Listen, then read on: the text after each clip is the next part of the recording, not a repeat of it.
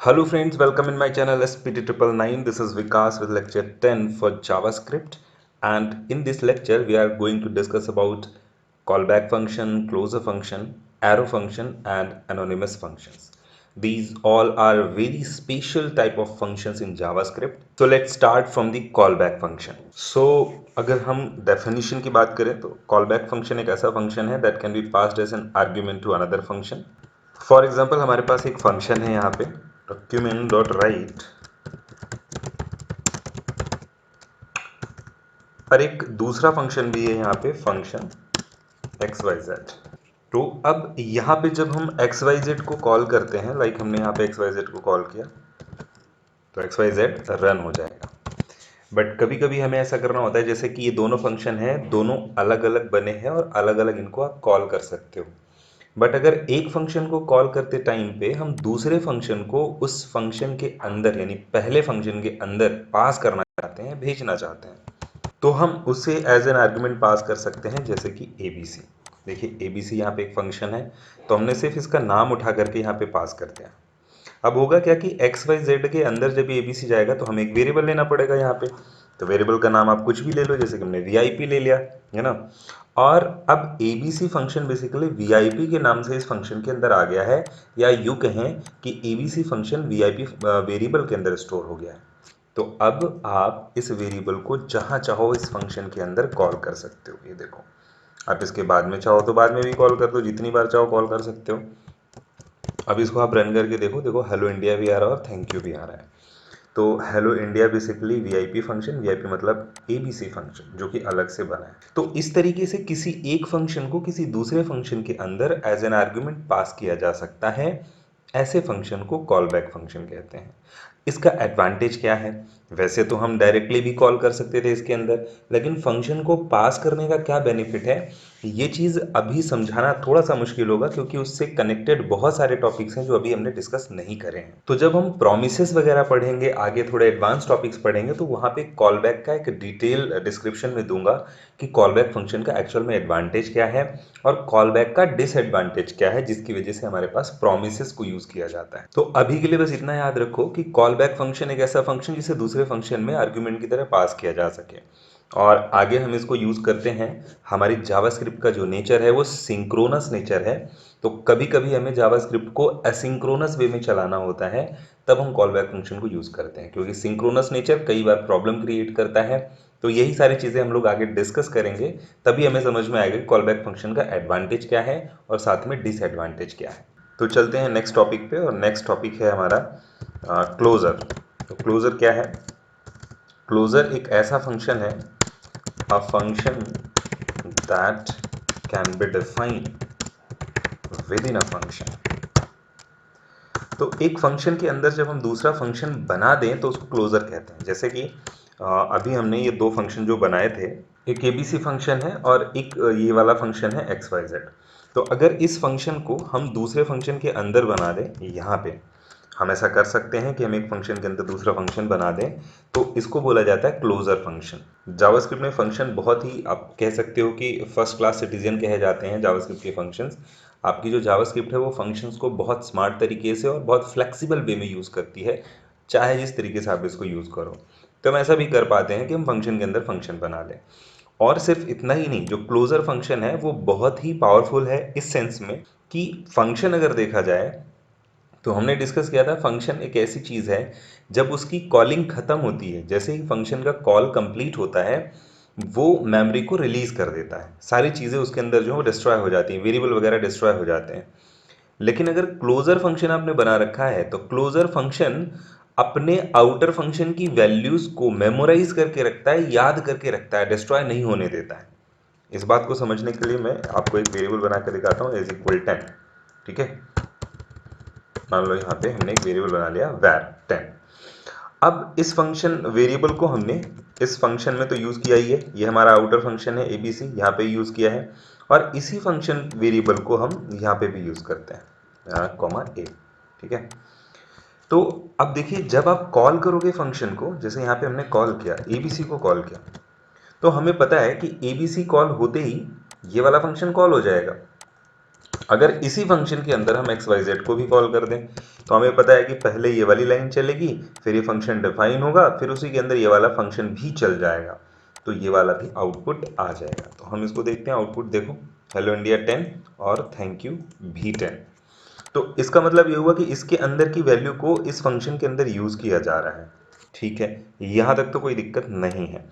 लेकिन हम अपने फंक्शन के अंदर से किसी फंक्शन को रिटर्न भी कर सकते हैं। अब देखिए, ये भी एक कमाल का फीचर है। जैसे हम फंक्शन को पास कर सकते हैं एज एन आर्ग्यूमेंट किसी दूसरे फंक्शन के अंदर, वैसे ही फंक्शन के अंदर से फंक्शन को रिटर्न भी कर सकते हैं एक वैल्यू की तरह, जैसे कि रिटर्न एक्स वाई जेड। तो हम यहाँ पे क्या कह रहे हैं कि एक्स वाई जेड को रिटर्न कर दो। तो अब एबीसी फंक्शन जब चलेगा तो साथ में ये लाइन तो चलेगी ही, एक्स वाई जेड को रिटर्न भी करेगा। तो जब रिटर्न करेगा तो यहाँ पे आएगा, तो हम यहाँ पे कोई वेरिएबल दे देते हैं, ठीक है, वीआईपी नाम का वेरिएबल दे देते हैं। अब देखो, एक्स वाई जेड जो है वो वीआईपी नाम के वेरिएबल में आकर के स्टोर हो गया है।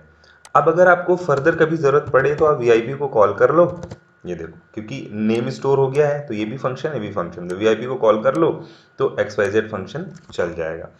अब देखो, यहाँ पे हमने इसको रन किया और आप देखेंगे हेलो इंडिया 10 और थैंक यू 10 आ रहा है। इसमें नया क्या है, इसमें स्पेशल क्या है पता है?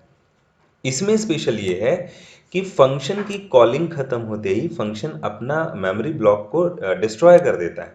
तो लॉजिकली इस फंक्शन के अंदर जो कुछ भी है, वेरिएबल वगैरह, वो डिस्ट्रॉय हो जाना चाहिए था क्योंकि कॉलिंग खत्म हो गई है। लेकिन क्लोजर फंक्शन ऐसा नहीं होने देता है। क्लोजर फंक्शन अपने आउटर फंक्शन की वैल्यू को भी मेमोराइज करके रखता है। जब तक आप उसे कॉल नहीं करेंगे तब तक ये रहेगा। सोचने वाली बात है कि एबीसी फंक्शन जब कॉल हुआ और जब उसका रिटर्न स्टेटमेंट चला है तो एक्स वाई जेड को उसने रिटर्न तो कर दिया, लेकिन क्योंकि इस फंक्शन का टेक्निकली देखो तो इस फंक्शन की कॉलिंग तो कंप्लीट हो गई ना, तो इस फंक्शन का जो ब्लॉक, मेमोरी ब्लॉक बना होगा वो तो डिस्ट्रॉय हो गया, तो उसके अंदर का वेरिएबल भी डिस्ट्रॉय हो जाना चाहिए था और वो हुआ भी डिस्ट्रॉय। लेकिन एक्स वाई जेड फंक्शन ने आउटर फंक्शन के वेरिएबल की वैल्यू को मेमोराइज करके रखा है, याद करके रखा है, होल्ड करके रखा है। यही रीजन है कि जब हम वीआईपी को बाद में कभी कॉल कर रहे हैं या कभी भी कॉल करेंगे, इस फंक्शन में कभी भी कॉल करेंगे, तब भी वो वैल्यू को प्रिंट कर देगा। और ये बड़ी अच्छी चीज है, इसी की बात हम कर रहे थे। क्लोजर फंक्शन का यही एडवांटेज है। तो ये है क्लोजर फंक्शन, जिसे हम फंक्शन के अंदर बनाते हैं, तो इनर फंक्शन और आउटर फंक्शन। तो देखिए, जावास्क्रिप्ट का फंक्शन जैसे मैंने बताया फर्स्ट क्लास सिटीजन कहलाता है, और इसका मतलब ये हुआ कि हम फंक्शन को फंक्शन के अंदर क्रिएट भी कर सकते हैं, एक फंक्शन को आर्गुमेंट की तरह पास भी कर सकते हैं, एक फंक्शन को आर्गुमेंट की तरह रिटर्न भी कर सकते हैं। चलिए, नेक्स्ट फंक्शन है हमारे पास एरो फंक्शन। तो arrow function basically normal function ही है, बस उसको बनाने का तरीका अलग है। एरो का यूज़ करते हैं हम, फैट एरो का यूज़ करके बनाते हैं, तो इसलिए हम इसको एरो फंक्शन बोलते हैं। और इसको इनलाइन फंक्शन भी बोलते हैं, इनलाइन फंक्शन। तो इनलाइन फंक्शन क्यों बोलते हैं ये भी डिस्कस करते हैं, पहले हम इसको बना के देखते हैं। यहाँ पे जब आप कोई फंक्शन बनाते हो, फंक्शन, तो मान लो यहाँ पे आपने एक्स वाई जेड नाम का एक फंक्शन बनाया और इसके अंदर आपने कुछ डेफिनेशन लिखी हुई है, कुछ भी हो सकता है, हेलो इंडिया हो सकता है। इस फंक्शन को आप यहाँ पे कॉल कर देते हो, ठीक है, इस फंक्शन को आप यहाँ पे कॉल कर देते हो और ये रन हो जाता है। अगर हम चाहें तो इस फंक्शन का नाम यहाँ पे ना दें, बिना नाम का फंक्शन बना सकते हैं, ऐसे करके। बस हमें इसको क्या करना पड़ेगा, एक वेरिएबल के अंदर स्टोर करना पड़ेगा, ऐसा कर सकते हैं। देखो, तो हमने फंक्शन का नाम नहीं दिया है, लेकिन हमने इस पूरे फंक्शन को एक वेरिएबल के अंदर स्टोर किया है। तो ऐसे फंक्शन को, जिस फंक्शन का कुछ नाम नहीं होता, हम उसको बोलते हैं एनोनिमस फंक्शन। ठीक है, क्या बोलते हैं? एनोनिमस फंक्शन, बिना नाम का फंक्शन। तो अब इसको जब कॉल करेंगे तो कैसे कॉल करेंगे? तो भाई एक्स वाई जेड जो वेरिएबल है ना, इसी के थ्रू कॉल करेंगे। तो आप तो कहोगे ये तो एक ही बात हो गई, हम एक्स वाई जेड यहाँ रख लें, कॉल करें तब भी वैसे ही कॉल होगा, और यहाँ वेरिएबल में स्टोर कर रहे हैं, उसके बाद में इसको कॉल कर रहे हैं तब भी वो कॉल हो रहा है, बात तो वही हो गई। बट बात बिल्कुल वैसी नहीं है। हम फंक्शन का नाम तो दे ही नहीं रहे ना, तो इस बार फंक्शन का नाम नहीं है। भले ही उसका जो आउटपुट है और कॉल करने का तरीका है उसे ऐसा लग रहा है कि ये सिमिलर है, बट लॉजिकली देखा जाए तो फंक्शन का कोई नाम नहीं है। एक फंक्शन पूरा का पूरा एक वैल्यू की तरह वेरिएबल के अंदर स्टोर हो रहा है। देखो, फंक्शन कितना भी बड़ा हो, लेकिन वो एक वेरिएबल के अंदर स्टोर है, तो ये पूरा पार्ट जो है वो एक फंक्शन, एक वेरिएबल, एक वैल्यू की तरह स्टोर है एक वेरिएबल के अंदर। अच्छा, जब हम फंक्शन बनाते थे कॉल बैक फंक्शन, तो कॉल बैक फंक्शन में इसी तरीके के फंक्शन पास किए जाते हैं। ज़्यादातर केसेस में, है ना।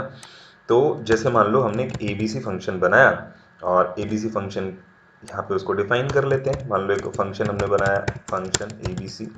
अब इस फंक्शन के अंदर हमें ये वाला फंक्शन पास करना है, तो देखो अलग से वेरिएबल में रखने की ज़रूरत नहीं है, कोई नाम देने की ज़रूरत नहीं है, सीधे सीधे पूरी की पूरी डेफिनेशन उठा के यहाँ पे पास कर सकते हो आप।